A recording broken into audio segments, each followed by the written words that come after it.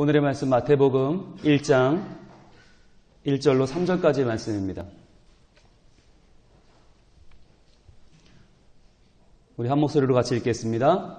아브라함이 1절부터 봅니다. 아브라함과 다윗의 자손 예수 그리스도의 계보라. 아브라함이 이삭을 낳고 이삭은 야곱을 낳고 야곱은 유다와 그의 형제들을 낳고 유다는 다말에게서 베레스와 세레를 낳고 베레스는 헤스론을 낳고 헤스론은 람을 낳고. 아멘. 자, 오늘 마태복음 강의 5번째 시간입니다. 지난 시간에 우리는 아브라함은 이삭을 낳고 이삭은 야곱을 낳고 이렇게 시작되는 낳고 이 계보가 무슨 의미일까 한번 생각해 보았습니다. 여러분, 계보가 신약에만 나오는 게 아니라고 했죠. 구약에도 나옵니다. 그런데 구약에 나오는 계보와 신약의 계보가 뭐가 다르다고 그랬어요?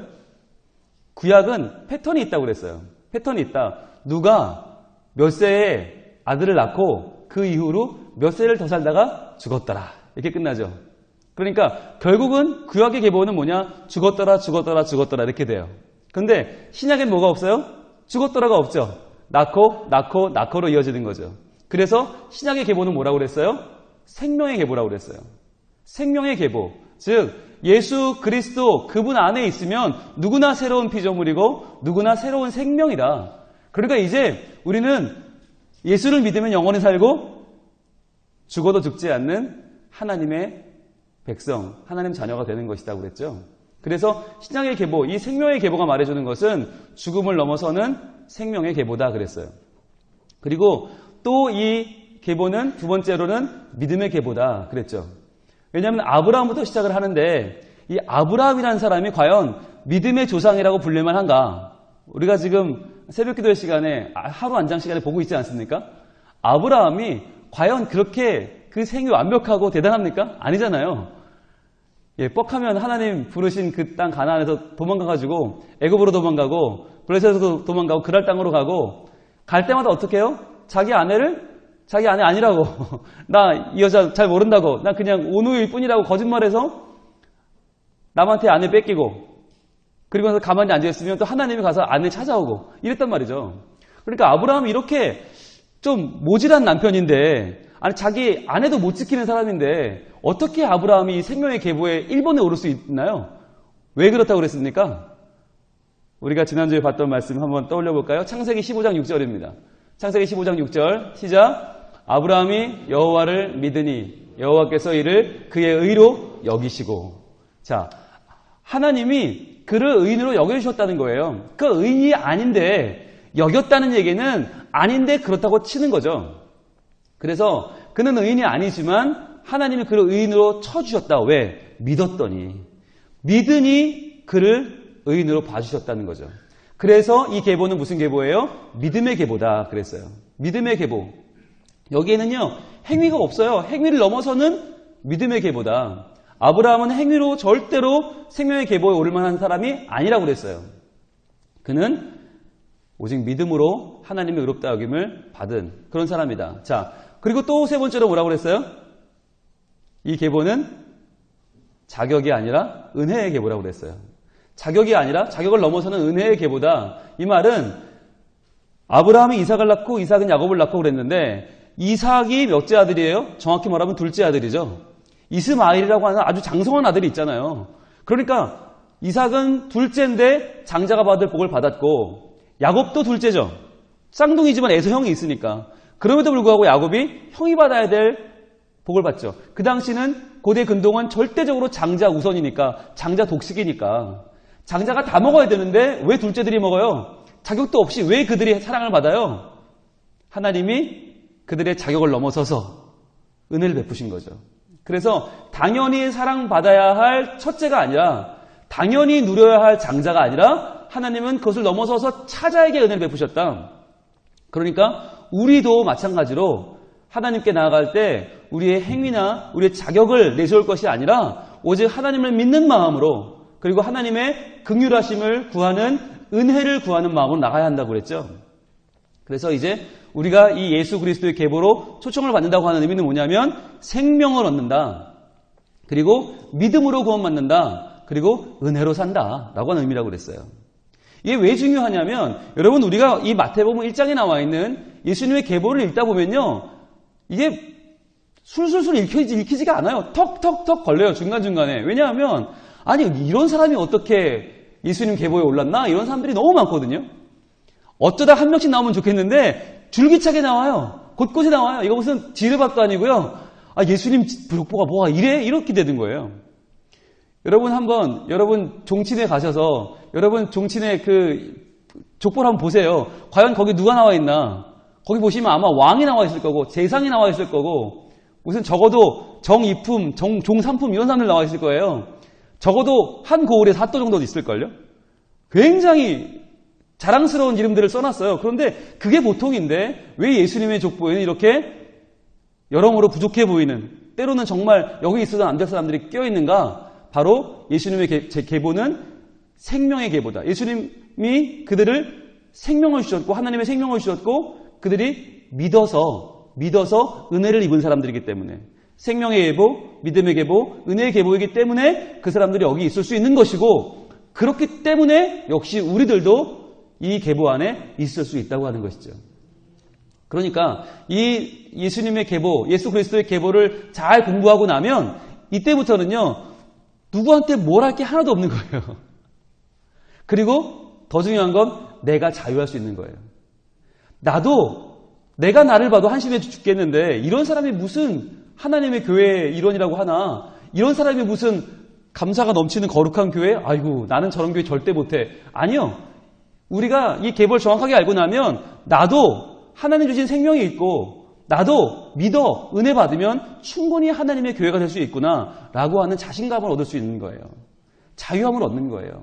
그래서요 다른 사람들에 대해서는 우리가 그 사람을 긍휼히 여길 줄 알고 그 사람을 하나님의 시각으로 봐줄 줄 알고 나에 대해서도 더 이상 나를 학대하거나 나를 스스로 자괴감에 빠져 괴로워하지 아니하고 나를 놓아줄 수 있는 자유가 임한다고 하는 것입니다.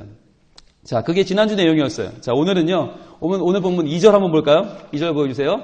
자, 마태복음 1장 2절입니다. 시작. 아브라함이 이삭을 낳고 이삭은 야곱을 낳고 야곱은 유다와 그의 형제들을 낳고. 자, 여러분 지금 요 2절 읽는데 얼마나 걸렸을까요? 천천히 읽는 사람은 한 5초? 빨리 읽는 사람은 한 2, 3초면 읽죠. 그죠? 그런데 이 후딱 지나가 버린 한 절이 실은 얼마나 긴 거예요? 지금 우리가 새벽기도 시간에 하루 한 장 창세기 보고 있잖아요. 여러분 아브라함이 이삭을 낳고 간단한 얘기지만 이거 하나에 지금 몇 장이 소모됐어요. 창세기 11장에 아브라함이 등장하기 시작해서 이삭이 태어난 건 21장이잖아요. 무려 11장에 걸쳐서 창세기 11장이 지금 담겨있는 한마디가 뭐예요? 아브라함은 이삭을 낳고예요. 게다가 그냥 나왔어요. 오만 일이 다 벌어졌어요. 파란만장한 대하 드라마가 펼쳐지면서 낳은 게 이삭이에요.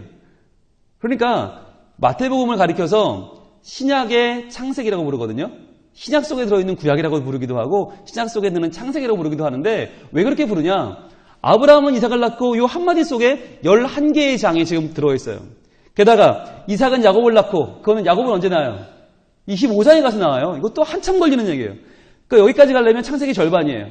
게다가 야곱은 유다와 그 형제들을 낳고까지 가려면 어떻게 가요? 이게 29장부터 낳기 시작해서 창세기 50장 끝까지 그 아이들을 길러내니까 결국은 이 한 절이 실제로는 창세기 50장 전체를 담고 있다는 거죠. 그러니까 어마어마한 압축이죠. 어마어마한 압축이에요. 창세기 50장 읽으려면 얼마나 걸릴까요? 아무리 빨리 읽어도 1시간 넘게 걸릴걸요? 그런데 그거 우리가 3초 만에 읽을 수 있어요. 그죠? 1장 2절 읽으면 돼요. 아브라함이 이삭을 낳고 이삭은 야곱을 낳고 야곱은 유다와 그 형제들을 낳고 끝이에요. 자, 그러면 이 어마어마한 압축, 뭘 압축한 것이냐? 바로 시간을 압축한 것이에요. 왜요? 기독교는요, 시간을 중요하게 여겨요.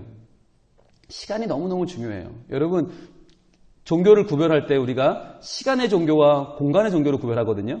그런데 기독교는 대표적인 시간의 종교예요. 시간의 종교라는 말이 무슨 의미냐면 어디 있느냐 하는 공간보다 더 우리의 삶의 시간이 더 중요하다는 거예요. 우리의 삶의 시간 역사하시는 하나님의 그 다가오심과 하나님의 일하심이 그만큼 중요하다는 거예요. 여러분, 공간이 중요하면 우리랑 좀 다른데 예를 들어 드릴게요. 공간 종교의 대표적인 종교가 불교거든요. 불교는 기본적으로 속세를 떠나죠.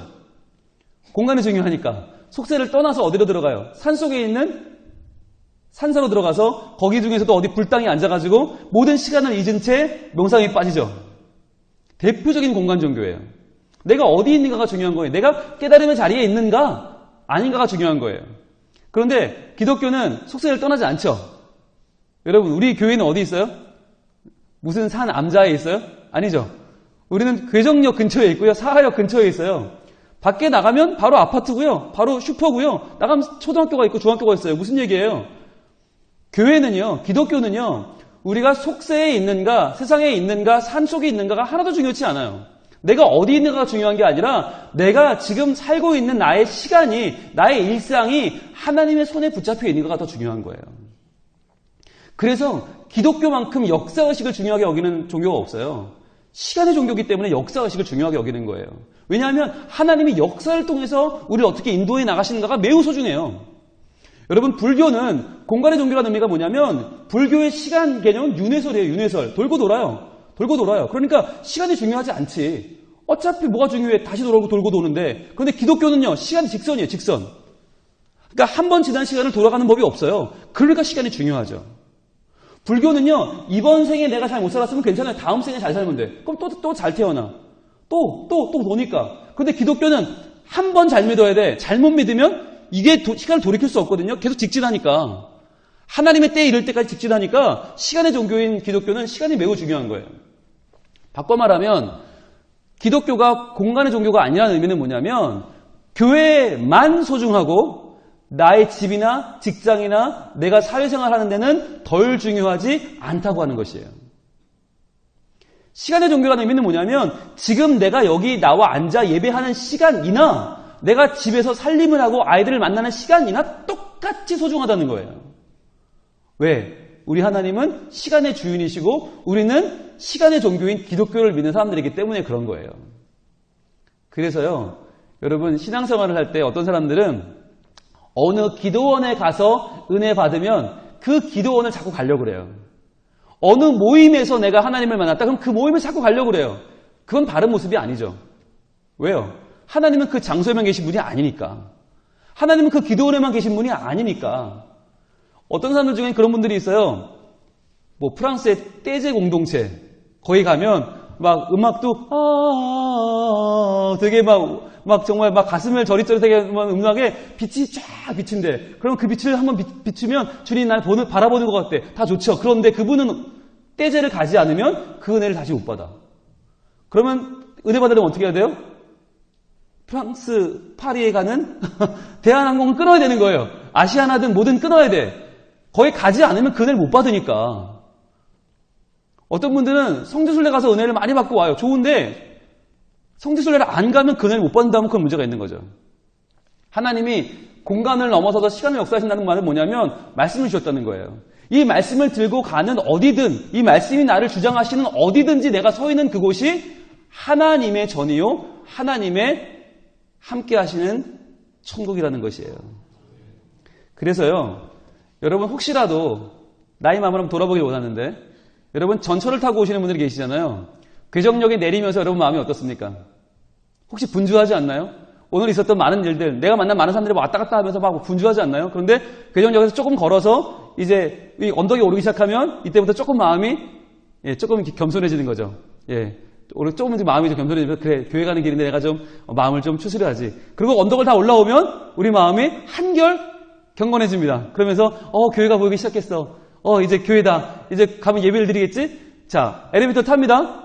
지하 1층부터 나는 점점 거룩해지는 거예요. 띵띵띵띵띵띵띵띵 빠. 그래서 5층의 문이 열리면 나는 와 봐봐 이러면서 막 나이러면서 본당이 맞이하면서 목사님이 날 맞이해 주세요. 어머나 목사님 안녕하세요. 하면서 나는 완전히 거룩한 사람이 되는 거죠. 그리고는 본당 문을 쫙 열면 그때부터 안에서 하나님이 우와 하면서 어서 와라 기다리고 있었다 하면서 나를 맞아주는 느낌이 확 들지 않으세요 혹시? 그리고 역시 앉으면서 잘 왔어. 예배를 드려야 돼. 난 오늘 유혹을 이겼어. 그리고 앉으면 예배를 드리지 않나요? 그런데 이게 굉장히 거룩하고 좋아 보이지만 문제가 뭐냐?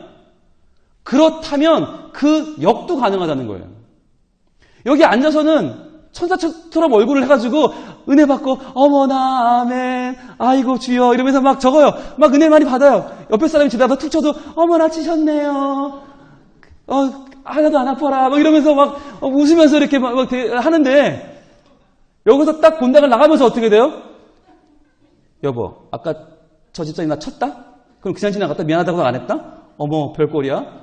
내가 아까는 예배 중이라 별소리 안 했지만 말이야. 그러면 안 되는 거 아니야?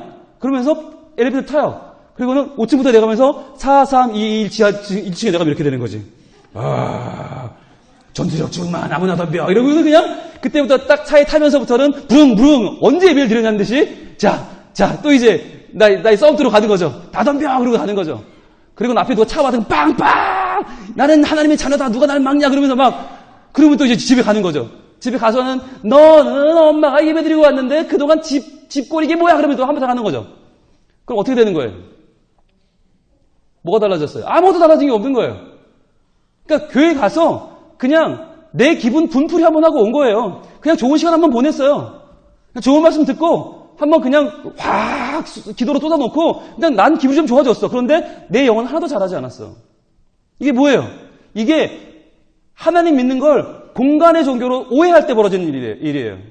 그러니까 교회 본당은 거룩하고 본당 로비는 좀 덜 거룩하고 엘리베이터는 아주 이제 세속으로 가는 길이고 거길 내려가고 나면 다 덤벼 이렇게 되는 거죠.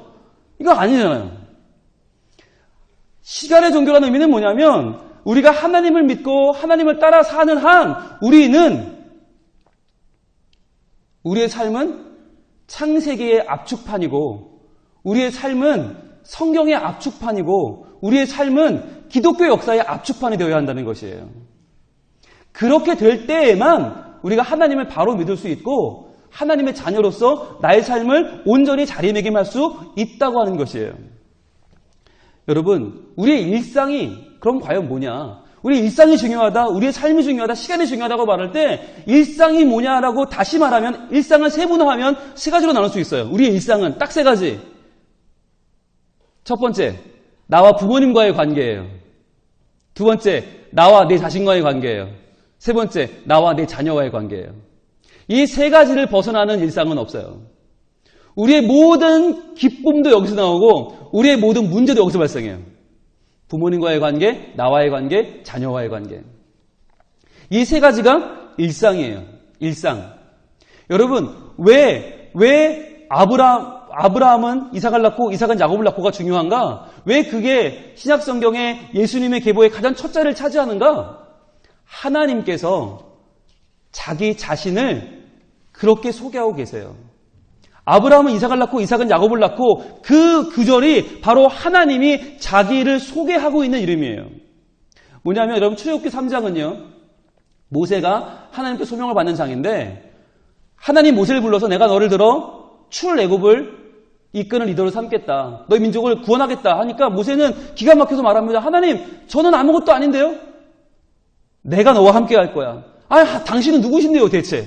그때 하나님이 모세에게 말씀하십니다. 이렇게 말씀하십니다. 출애굽기 3장 15절입니다. 출애굽기 3장 15절. 글씨가 좀 작은데 글씨가 안 보이는 분은 성경을 찾으면 좋겠습니다. 출애굽기 3장 15절. 보이시면 읽으면 더 좋고요. 읽겠습니다. 하나님이 또 모세에게 이르시되 너는 이스라엘 자손에게 이같이 이르기를 너희 조상의 하나님 여호와 곧 아브라함의 하나님 이삭의 하나님 야곱의 하나님께서 나를 너희에게 보내셨다 하라. 이는 나의 영원한 이름이요 대대로 기억할 나의 칭혼이라. 아멘. 대체 하나님 누구십니까? 라고 물을 때 하나님이 뭐라고 말씀하시는가? 나는 누구냐면 너희 조상의 하나님 여호와 곧 아브라함의 하나님 이삭의 하나님 야곱의 하나님이다 라고 하는 거예요. 하나님이 자기를 가리켜서 말할 때 3대를 걸쳐서 아브라함의 하나님, 이삭의 하나님, 야곱의 하나님. 왜 이렇게 말씀을 하실까요? 여러분 하나님이 웬만큼 작은 분이에요? 아니면 좀 큰 분이에요? 광대하신 분이에요? 광대하신 분이에요. 그죠? 그러니까 웬만큼 작거나 조금 큰 분 같으면 하나님 그래도 우리가 다 표현이 가능하지만 워낙 광대한 하나님을 표현할 때는 다 표현할 수가 없어요. 하나님이라는 한마디에 담을 수가 없기 때문에 성경은 하나님을 증거할 때 항상 소유격으로 등장을 합니다. 소유격. 그래서 아브라함의 하나님이라고 말하면 뭐냐면 아브라함에게 나타나셔서 아브라함에게 말씀하시고 그에게 자기를 열어 보여주신 하나님이란 말이에요. 그만큼 딱 보여준 그 하나님, 아브라함이 만나고 경험한 하나님. 그럼 이삭의 하나님은 뭐예요? 이삭이 만나서 보고 대화하고 깨달은 그 하나님이 이삭의 하나님이죠. 그러니까 하나님이 자기 자신을 아브라함의 하나님, 이삭의 하나님, 야곱의 하나님이라고 말씀하신 이유가 뭐냐면 나는 언제든지 할아버지의 하나님이고 아버지의 하나님이고 너희 자신의 하나님이다. 나는 대대로 역사한다는 거예요. 그러니까 나를 제대로 알려면 어떻게 알아야 한다? 할아버지가 아버지에게, 아버지가 자녀에게 나를 전수해 줘야 되는 거예요. 그래서 뭐라고 말씀하시나? 이는 나의 영원한 이름이요 대대로 기억할 나의 칭언이라. 그러니까 하나님의 이름은 영원한 이름이다. 한 대로 끝나는 이름이 아니라 다음 대로 넘어가는 이름이다. 왜? 시간의 하나님이니까. 시간의 종교니까. 그리고 나는 대대로 기억할 나의 칭호다. 대대로 기억해야 된다. 하나님의 이름은. 여러분 시간의 종교라고 할 때 나 하나 잘 믿어도 되는 게 아니에요. 나 하나 잘 믿고 끝나는 종교는 시간의 종교가 아니에요. 시간의 종교란 아브라함의 하나님, 이삭의 하나님, 야곱의 하나님의 종교란 뭐냐면 아브라함의 믿음이 이삭의 믿음이 되고 이삭의 믿음이 야곱의 믿음이 될 때 비로소 성립되는 거예요. 그래서요, 여러분 돈은 당대에 잘 벌면 되죠. 건강은 당대에 건강하면 돼요. 지혜, 당대의 지혜로우면 돼요. 그런데 믿음은 당대의 믿음만 가지고는 안 돼요. 절대로 안 돼요. 그 믿음이 다음 때로 그 다음 때로 반드시 전수되고 전승되어야만 믿음인 것이에요. 그게 시간의 종교이기 때문이에요. 시간의 종교라고 할 때 그것은 매우 중요한 의미가 됩니다. 여러분 하나님이 아브라함의 하나님, 이삭의 하나님, 야곱의 하나님이라고 하는 의미는요. 아브라함은 당대에 믿었잖아요. 그죠? 당대에 부름받았죠. 그러니까 여러분 이 중에서도 당대에 부름받은 분들이 있죠. 내가 처음 믿은 분들이 있죠. 그러면 그분에게 하나님은 누구예요? 아브라함의 하나님인 거예요. 아브라함의 하나님. 또 이 중에는 부모님 때부터 믿은 분들도 있죠. 그러면 그분들에게 나는 이삭의 하나님인 거예요. 내게 하나님은 이삭의 하나님인 거예요. 이 중에는 또 우리 조부 이상분들부터 믿어온 대대로 믿은 가문들도 있죠. 그분들에게 하나님은 야곱의 하나님인 거예요. 한번 그럼 손 들어 보실래요? 자, 나부터 내 때에 처음 믿었다. 당대에 믿었다. 예. 이분들에게 하나님은 누구라고요? 아브라함의 하나님. 예. 따라합니다. 아브라함의 하나님. 네, 내리시고. 자, 부모님 때부터 믿었다. 우리 부모님 때부터 믿었다. 예, 높이 드세요. 괜찮아요. 자, 이분들에게 하나님은 누구예요? 이삭의 하나님. 따라합니다. 이삭의 하나님. 내리세요. 자, 우리 조부 이상부터 대대로 믿었다. 네, 높이 드세요. 자, 이분들에게 하나님은 누구예요? 야곱의 하나님. 네, 큰 소리로 야곱의 하나님. 내리세요. 손 안 드신 분들은 뭐죠, 그러면? 어떻게 믿은 건지 대체는 알 수가 없네? 예. 자, 반드시 이 셋 중에 속하게 되어 있어요. 그런데 중요한 거는 뭐냐면, 아브라함의 하나님이든, 야곱의 하나님이든, 이삭의 하나님이든 관계없이 분명히 내 때 믿었던, 우리 부모님 때 믿었던, 조부 때부터 믿었던 누군가는 믿었기 때문에 내가 있는 거죠. 내가 지금 여기 하나님을 고백하고 있다는 이유는 누군가는 먼저 믿어. 나든지 내 아버지든지 할아버지든지 누군 믿어서 자기의 삶을 주님께 의탁했기 때문에 가능한 거죠. 그렇다면 뭐가 중요할까요? 뭐가 중요할까요? 이제 우리는 어떻게 해야 될까요? 이제 이 신앙이 나한테까지는 왔어요. 어찌어찌 왔어요. 이제 난 어떻게 해야 될까요? 말씀 보겠습니다. 요엘서 1장 3절입니다. 요엘서 1장 3절.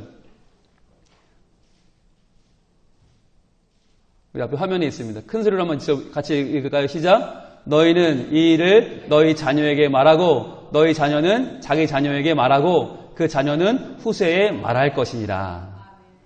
자, 우리까지 흘러온 이 믿음을 어떻게 해야 되나? 이 일이라는 게 뭐냐면 우리가 하나님을 믿어 구원받은 그 복음의 기쁜 소식을 내 시간이 모두 다 하나님의 것임을 고백하는 이 시간의 종교, 이 하나님의 가치와 이 존재를 너희는 누구에게 말하라고요? 너희 자녀에게 말하고. 자, 그 다음에 너희 자녀는 누구에게? 자기 자녀에게 말하고. 그 다음에 그 자녀는 후세에 말할 것이다. 그러니까 할아버지는 아버지에게 말하고 아버지는 자녀에게 말하고 자녀는 그 자녀에게 계속 말하라는 거예요. 말해준다는 게 얼마나 중요한 겁니까? 여러분 요새 보면 우리 자녀들이 얼마나 힘들어요. 공부하느라 힘들고 돈 버느라 힘들고 한번 나갔다 오면 정말 초조금이 돼서 돌아오잖아요. 그러면 그 얼굴 보면서 도저히 말할 용기가 안 나시죠? 그렇지 않으세요? 그런데도 말해야 돼요. 그런데도 말해야 돼요. 뭐라고 해야 돼요? 얘야, 너의 모든 시간의 주인이 하나님이시다. 그 하나님이 너의 시간을 원하신다. 그러니까 너의 시간을 하나님께 드리지 않겠니? 적어도 주일 예배 시간만은 꼭 성수해야 해. 주일은 거룩하게 지켜야 돼. 그리고 너 시간 되면 수요 예배 같이 나가자. 너 아무리 바빠도 새벽에는 시간이 되지. 잠 좀 줄이고 같이 엄마 아빠랑 같이 새벽에 나가자. 말할 수 있어야 되는 거예요. 여러분 지금 말하지 않으면 나중에 후회합니다. 반드시 후회합니다. 여러분 자녀들이 하나님을 놓치고 공부 잘하는 거 아무 소용없고요. 하나님 놓치고 좋은 직장 가는 거 아무 소용없어요. 그래서 뭐 할 거예요? 열심히 돈 벌어 병원 갖다 주고요. 열심히 돈 벌어 나라 갖다 주고요. 열심히 돈 벌어 남 갖다 주고 자기가 은혜를 누리며 사는 것은 하나도 없어요. 내가 기쁘지 않은데, 내가 평안이 없는데, 내가 시간의 주인이신 하나님과 함께 누리는 천국이 내 삶에 없는데 좋은 학교를 가면 뭐하고 좋은 대학을 가면 뭐 할 거예요? 좋은 직장을 가면 뭐 할 거예요? 돈을 많이 벌면 뭐 할 거예요? 그걸 쓰면서 온전한 행복을 느낄 수 있을까요? 하나님을 내 자녀에게 반드시 말해줘야만 합니다. 말해줘야 되는 거예요. 자, 그러면 이제 여기까지는 알겠어요. 그래요. 아브라함은 이삭을 낳고 이삭은 야곱을 낳고까지는 알겠어요. 그럼 이제 오늘 본문이 중요한데 오늘 본문 2절 한번 다시 한번 읽어봅니다. 마태복음 1장 2절 띄워주세요. 읽습니다. 시작. 아브라함이 이삭을 낳고 이삭은 야곱을 낳고 야곱은 유다와 그의 형제들을 낳고. 자, 마지막에 유다와 그의 형제들을 낳고가 좀 이상해요. 여러분 성경을 읽을 때 반복되는 게 중요하죠. 꼭 표시를 하시고 그런데 반복되다가 피식 옆으로 나가는 게 있어요. 그런 것도 중요한 거예요. 보세요. 아브라함이 이삭을 낳고 그랬죠. 이삭은 야곱을 낳고 근데 야곱은 왜 유다와 그의 형제들을 낳을까? 그러면 야곱만 여러 아들을 낳았나? 아니라는 거죠. 여러분 야곱만 유다와 그의 형제들을 낳았고 딴 사람들은 하나씩 낳았어요? 아니거든요. 아브라함이 아들이 몇 명이에요? 몇 명이에요? 예, 우리가 노래를 부르죠. 믿음의 조상 아브라함은 7명의 아들이 있었는데요. 절대 아니죠. 절대 아니에요. 7명 절대 아니에요. 한번 볼까요? 자, 일단 보세요. 우리가 알고 있는 첫 아들은 누구라고요? 하갈로부터 낳은 이스마엘이 있죠. 한 명. 그 다음에 약속의 아들 사라로부터 낳은 이삭이 있죠. 2명. 또 더 있죠. 확실하지 않으면 찾아봐야겠죠? 찾아보겠습니다. 예, 창세기 25장 갑니다. 창세기 25장 1절 2절. 자, 창세기 25장 1절 2절에는 이 2명 외에 누가 더 있는지가 정확히 나와 있습니다. 제가 읽을게요. 아브라함이 후처를 맞이하였으니. 자, 사라 외에 후처가 있는데 그의 이름은 그두라라. 그가 시므란과 욕산과 무단과 미디안과 이스박과 수아를 낳고 몇 명이에요? 6명이에요. 그러니까 믿음의 조상 아브라함은 7명이 아니라 8명의 아들을 낳았어요. 네, 정확하게 우리가 아셔야 되는데 그럼 왜 우리는 그렇게 교회 학교에서 그렇게 노래 부를까요? 7명의 아들이 그 노래가 어디서 나온 거예요? 예, 그거 우리나라 동요예요. 뚱보 아저씨 집에는 7명의 아들이 있었는데요. 그거를요 교학교 교사들이 갖고 왔어요. 교회 안으로 갖고 오면서 뚱보 아저씨 자리에 믿음의 조상 아브라함을 넣었어요. 그러니까 여러분 큰일 날 사람들이죠. 예, 이런 거 이렇게 함부로 부르고 전파하면 안 됩니다. 잘못된 성경 지식 이런 거 안 돼요. 8명입니다. 8명. 그런데 중요한 건 그러면 아브라함도 이삭과 그의 형제들이라고 해야지 왜 이삭만 얘기해요? 그잖아요. 그런데 그리고 또 그럼 그 다음 보겠습니다. 이삭은 야곱을 낳고 자 야곱 하나만 나왔어요? 아니죠. 이삭은 야곱만 낳은 게 아니죠. 야곱과 에서를 낳았죠. 그러니까 야곱과 그의 형제를 낳고 이래야 되죠. 근데 거기는 그렇게 안 하면서 거기는 한 명씩만 말하면서 왜 유독 야곱은 유다와 그의 형제들을 낳고 라고 했냐는 거죠. 여러분 유다와 그의 형제들이 누구죠? 유다와 그의 형제들이 바로 그 유명한 이스라엘의 12지파예요. 12지파. 그래서 유다는 유다 하나가 아니라 유다와 그의 형제들이 되는 거예요. 야곱의 12아들이 이스라엘의 12지파가 됩니다. 근데 그 12지파가 그냥 12지파랜다가 아니라 그들에게는 생명 같은 거예요. 우리나라 사람들은 누굴 얘기할 때 그 사람 경상도 사람, 그 사람 전라도 사람, 서울 사람, 지역을 얘기하잖아요. 근데 그 나라 사람들은 지역을 따지는 게 아니라 그 사람 어느 지파 사람이라고 말하는 거예요. 우리나라는 남북으로 갈렸는데 산발선을 어디다 걷어요? 지역으로 걷죠. 지역으로 그러니까 한 지역이라도 더 차지하려고 전쟁을 벌였잖아요. 백마고지 전투. 낮에는 한국군이, 밤에는 공산군이 자꾸 그렇게 왜 그랬어요? 한 평 땅 늘리자고 그런 거 아니에요. 우리나라는 지역으로 갈렸는데 이스라엘은 남북으로 갈릴 때도 지파로 갈렸단 말이죠. 그래서 유다 지파와 베냐민 지파는 남유다, 나머지 10개 지파는 북이스라엘 이렇게 나눴단 말이죠. 그러니까 이 사람들 유대인들에게는 지파가 생명이에요. 그래서 유다와 그 밖에 11명을 다 걷어내지 않고 함께 묶어서 유다와 그의 형제들이라고 한 거예요. 그럼 또 중요한 게 왜 하필이면 12명의 아들 중에서 하필이면 유다를 대표로 꼽았느냐 하는 거죠. 왜일까요? 왜 하필 유다일까요? 유다가 큰아들입니까? 장자입니까? 아니죠. 장자는 누구예요? 장자는 르우벤입니다. 르우벤. 근데 하나님은 장자를 빼버렸어요. 아니 거기까지는 그렇다고 칩시다. 어차피 그 윗대의 손도 다 장자가 된 게 아니니까 그렇다고 치고 그러면 12명 중에 제일 잘 나가는 아들은 누구예요? 요셉이죠. 요셉. 애굽에 가서 총리까지 지냈잖아요. 그래서 애굽을 살리고 가나안을 살리고 온 나라와 민족을 살린 사람이 요셉이죠. 그럼 요셉을 꼽으면 되잖아요. 근데 요셉도 아니고 첫째도 아니고 왜 유다일까요? 왜 유다입니까? 여기에 대해서는 여러 가지 의견들이 있을 수 있지만 오늘 우리는 뭘 보고 있어요? 시간의 종교를 보고 있죠. 시간의 종교, 할아버지와 아버지와 아들에게로 이어지는 믿음의 전승, 믿음의 계승을 보고 있죠. 그렇다면 그러한 관점에서 한번 왜 유다인가를 찾아보자고요. 여러분, 이스라엘에서 자녀를 기르고 자녀를 하나님의 사람으로 키워내는 사람이 누구죠? 어머니입니다. 이스라엘 사람들은, 유대인들은요, 자식의 이름을 누가 짓나요? 어머니가 짓습니다.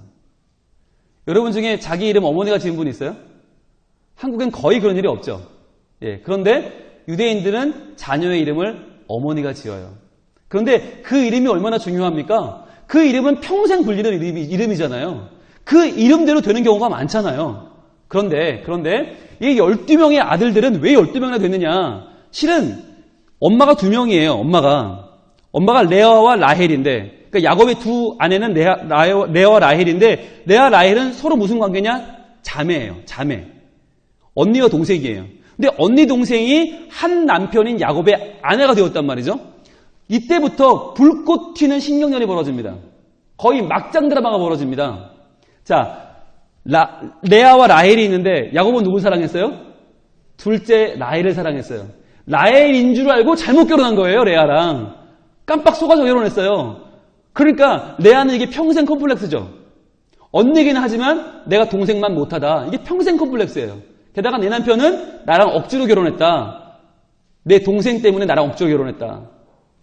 그러니까 이 두 사람의 신경전이 끝을 모르고 달리는데, 그래서 애를 낳는 것이 뭐였냐? 이 레아와 라헬의 서로 전쟁의 승리를 보여주는 전리품이었어요. 내가 더 남편 사랑 받고 있어. 하나님 날 더 사랑해. 내가 진짜 아내야. 이걸 보여주는데 사용한 게 뭐냐면 아들이었단 말이에요. 그래서 아들을 계속 낳았어요. 서로 경쟁적으로 낳았어요. 그러면 큰아들을 누가 낳았을까요? 누가 먼저 낳았을까요? 언니 레아, 동생 라헬 중에 누가 먼저 낳았을까요? 훨씬 못난 걸로 알았던 언니가 먼저 아를 낳아요. 예쁘고 촉망 받는 둘째가 아니라 못나고 사랑 못 받는 언니가 먼저 아이를 낳아요. 그래서 이름을 뭐라고 지었게요? 봐라, 아들이다, 이렇게 지었어요. 르벤이란 말이 뭐냐면 봐라, 아들이다, 이 얘기예요. 누구한테 보라는 거예요? 동생한테. 봐라, 아들이다. 봐, 내가 낳았어. 내가 아들을 낳았어. 자, 이제 내가 진짜 아내야. 그 소리 빵빵 치는 거죠. 자, 시간이 지나 둘째를 낳습니다. 둘째 아들 누가 낳았을까요? 또 레아가 낳습니다. 이 못난 레아가, 정말 이 모든 거에 밀리는 레아가 둘째를 또 낳았어요. 또 아들이에요. 얼마나 좋았을까요? 그러니까 이제는 뭐라고 하느냐? 기가 등등해서 봐, 하나님이 내 기도를 들어주셨어? 시므온이라고 짓습니다. 시므온이 뭐냐? 들으심이에요. 들으심. 하나님은 내 기도를 들으신다. 그 말은 뭐예요? 네 기도는 안 듣는다 이거 아니에요. 너는 기도도 안 하지. 너는 부족하지. 넌 그밖에 안 되지. 난 기도한다. 난 기도를 들어주신다. 시므온이다. 그렇게 지었어요. 자, 셋째를 또 낳습니다. 셋째 아들 누가 낳았을까요? 이번에도 레아가 낳았어요. 이번에도 레아가 낳았어요. 3연승이죠. 완승이죠. 완승. 이 시대에는 아들 낳는 게 최고의 영예니까, 아들이 최고의 재산이니까 셋째 아들을 낳고 기절할 정도로 좋은 거예요. 레아가. 이제는 완승이다. 동생 넌 찌그러져. 그러면서 뭐라고 이름을 짓느냐? 이제 내 남편이 나만 바라보겠지, 나랑 연합해 주겠지라고 레위라고 짓습니다. 레위란 뜻은 뭐냐? 연합이에요. 연합. 이제 내 남편은 나하고만 지낼 거야. 너는 쳐다도 안 볼 거야.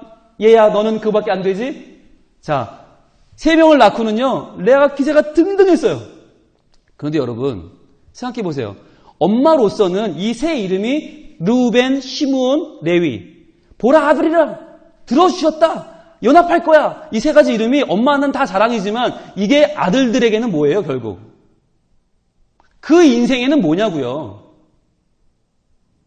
아무것도 아닌 거예요. 오히려 레아는 자기의 만족을 위해, 자기의 욕심을 위해 자녀들의 앞날을 망치고 있는 거예요. 생각해 보세요. 야, 보라 아들이라 얘야 물 좀 떠올래? 하나님 내게도 들어주셨다야. 가서 밭에 좀 다녀와라. 내 남편은 나랑만 연합할 거야. 얘야 가서 어디 좀 다녀올래? 이 아이들은요 평생 자기 이름을 들을 때마다 뭘 생각했을까요? 우리 엄마의 욕심을 생각한 거죠. 우리 엄마의 승리, 우리 엄마의 싸움, 우리 엄마의 전쟁에 나는 단순한 전리품이 되어버리고 마는 거죠. 내 인생은 뭐예요?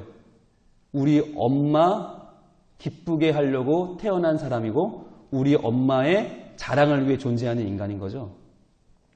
여러분 이 모습이 성경에만 있습니까? 여러분 르우벤은, 시므온은, 레위는 성경에만 있습니까?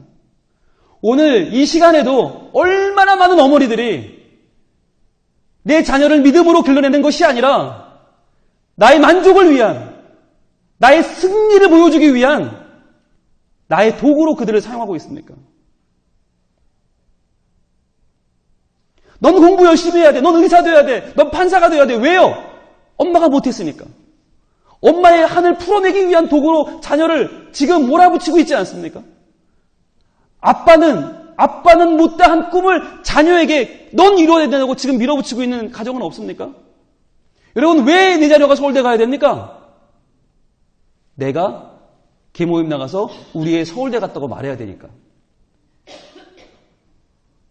우리 언니네 애는 연대를 갔으니까 우리 애는 서울대는 가줘야 내가 기가 사니까. 우리 가문에 적어도 서울대 나왔다는 사람이 한 명은 있어야 되니까 여러분 밀어붙이고 있는 집은 없습니까? 여러분 그렇게 해서 서울대를 보내면 그 아이가 제대로 클 수 있을까요? 3명의 아이를 낳고 그러고도 한 번도 하나님을 바라보지 않던 그 레아가 드디어 4번째 아들을 낳고 깨닫기 시작합니다. 지금까지 내가 낳은 아들들은 내가 잘라 낳은 것이 아니구나. 나와 내 동생과 피 터지게 싸우면서 저 아이들이 앞날을 망쳐왔던 나는 과연 뭘 했는가 깨닫습니다. 4번째 아들을 낳은 레아가 그때 가서 깨닫고 하나님 바라보기 시작합니다. 그리고는 고백합니다. 이 아이는 찬송입니다. 이 아이는 하나님이 내게 주시는 하나님의 은혜입니다. 하나님 나의 삶을 열어주시고 동생보다 못한 나의 삶을 들어 아들을 주시고 자녀를 주시고 나를 사랑해 주시는 하나님 감사합니다. 주님을 찬양하면서 그 아이의 4번째 아들 이름을 찬송이라고 짓습니다. 그 아들이 유다입니다. 유다는 찬송입니다. 4번째 아들을 낳은 뒤에 레아는 처음으로 고개를 들고 하나님 바라보기 시작합니다. 하나님, 지금까지는 내 욕심으로 자녀를 키우고 내가 그 아이들을 우상을 삼아서 내 인생이 얼마나 잘 나가는지 보여주는 도구로 그들을 깎아내리면서 그 인생을 갉아먹게 만들었지만 이제 이 아이만큼은 그럴 수 없습니다. 하나님, 이 아이는 찬송입니다. 이 아이의 찬송을 받아주시고 이 아이의 삶의 찬송이 되게 하시고 어디를 가든지 하나님을 기억하고 하나님 높이는 아이가 되게 하여 주시옵소서. 그리고는 그때부터 이 아이는 평생 무슨 얘기를 듣고 살아요? 찬송을 듣고 사는 거예요. 유다야, 가서 두부 한 번만 사올래? 이게 뭐예요? 찬송아, 가서 두부 한 번 사올래? 찬송아, 가서 형 좀 깨워라. 찬송아, 아침이 밝았구나. 찬송아, 밤이 깊었구나. 이 이야기를 들을 때마다 유다는 하나님을 찬양하는, 찬송하는 삶을 살았던 것이에요.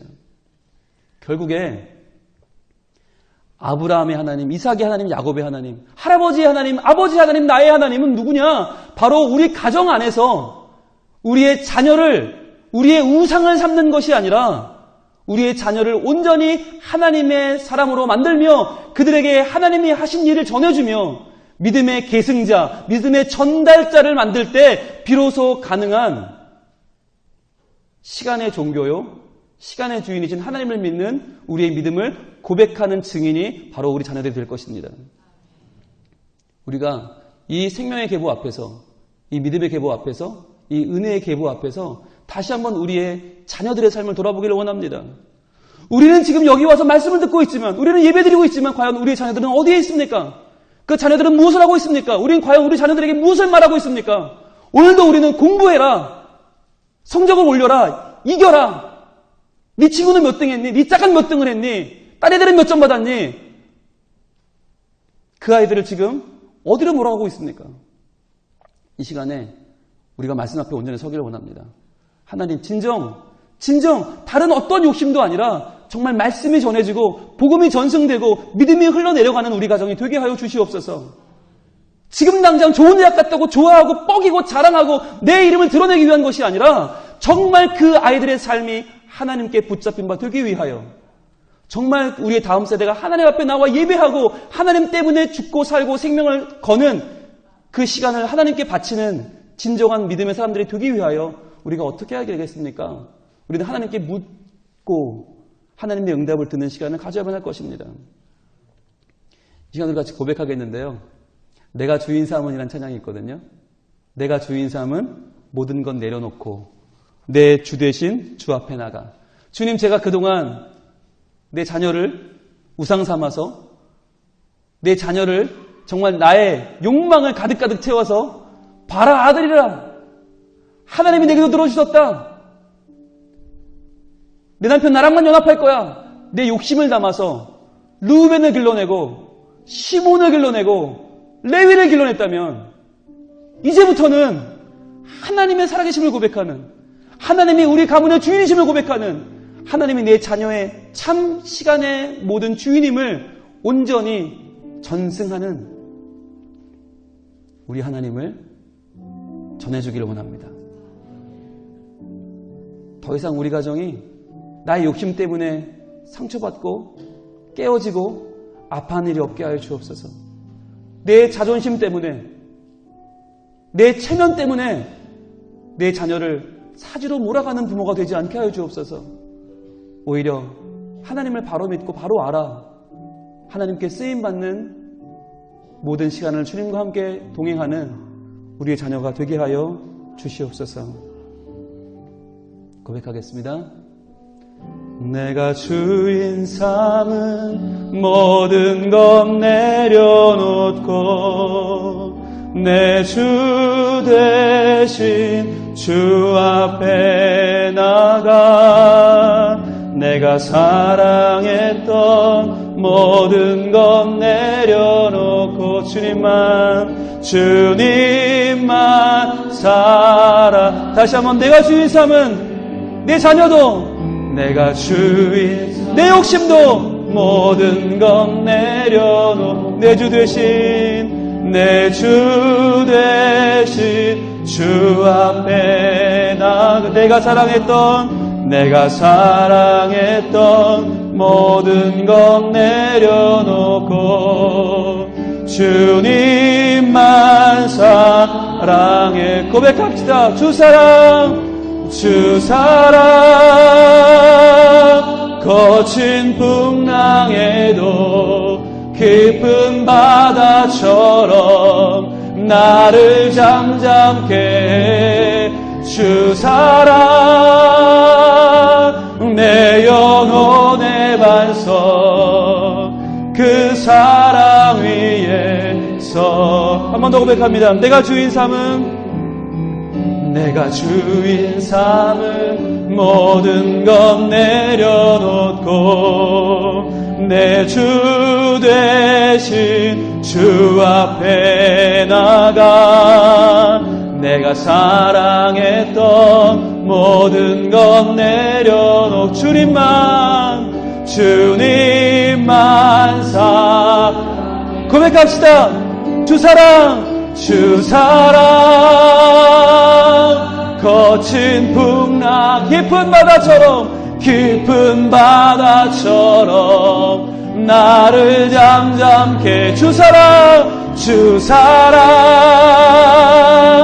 내 영혼의 반석 그 사랑 위에 이 시간 고백하겠습니다. 주님, 더 이상 내 자녀를 우상 삼지 않겠습니다. 내가 주인 삼지 않겠습니다. 내가 자녀를 참으로 사랑할 수 있도록 하나님 믿음을 전승하게 하여 주옵소서. 하나님을 들려주게 하여 주옵소서. 믿음으로 내 자녀를 양육하게 도와주옵소서. 주여 믿음의 가문이 되게 하여 주옵소서. 주여 오늘 기도합니다. 주여 아버지 하나님, 이 생명의 기부 앞에서 주님이 믿음의 기부 앞에서 이 은혜의 기부 앞에서 주여 우리는 무엇을 고백하며 살고 있습니까? 우리는 무엇을 과연 주님의 시간 고백하고 있습니까? 주여 주님이 우리는 어떻게 해야 주여 우리는 어떻게 해야 이 믿음의 계보를 전승할 수 있습니까? 주여 이 계보가 끊어지지 않도록 어떻게 우리가 할 수 있습니까? 주여 우리가 믿고 우리가 따르고 우리가 살아야 될 우리의 삶을 주님이 이 시간 깨달아 알게 도와주옵소서. 주여 믿음을 전승하게 하여 주옵소서. 내 자녀에게 하나님을 들려주게 하여 주옵소서. 내 자녀에게 이 믿음을 전승하는 저에게 되길 소망합니다. 주여 하나님은 아브라함의 하나님이요 이삭의 하나님이요 야곱의 하나님일진데 주님이여 할아버지의 신앙의 아버지로 아버지의 신앙이 다시 자녀에게로 전달되어야 할텐데 주님 우리는 과연 신앙의 얼마나 전쟁되고 있습니까? 주여 내 욕심으로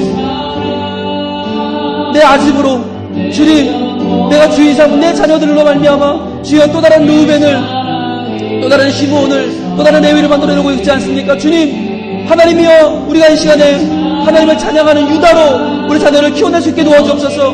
주여 우리의 자녀들이 하나님 온전히 믿게 하여 주시고 하나님을 온전히 선포하게 도와주시고 하나님 온전히 인정하며 믿으며 따르며 모든 시간 가운데 하나님을 높이는 자녀가 되게 하여 주옵소서. 주여 우리 자녀들을 말미암아 우리 성민교회가 바로 서게 하여 주시고 하나님이 우리 자녀들을 말미암아 우리 부산 땅이 이 한반도가 이 땅 이 땅이 모든 열방이 하나님 온전히 바라보고 시간의 주인이신 하나님 온전히 믿고 따라갈 수 있는 주여 우리의 모든 가문이 될 수 있도록 도와주시고 우리의 모든 부모가 우리의 모든 자녀가 될 수 있도록 도와주옵소서.